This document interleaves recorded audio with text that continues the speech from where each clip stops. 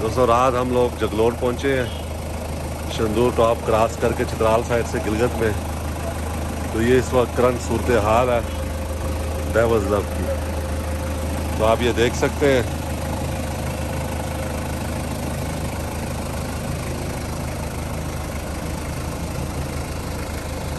बहुत सारे दोस्त मुझे ये कहते हैं कि मैं उन्हें बताया करूं कि रास्ते में हम लोग कहाँ कहाँ ठहरते हैं।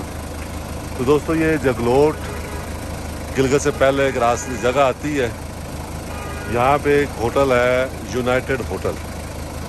तो यहाँ हम ठहरते हैं। बहुत ही साफ़ सुथरा नीट एंड क्लीन होटल है और गर्म पानी 24 घंटे मिलता है यहाँ पे। तो जिन लोगों ने भी स्कर्दू जाना हो, यहाँ के हुंजा जाना हो, तो उनके लिए बेहतरीन जगह ही है। तो ये यूनाइटेड होटल जगलोट में हम लोग ठहरते हैं। और ये मैं आपको अभी इसका व्यू भी दिखा देता हूँ। ये उसका व्यू है। ये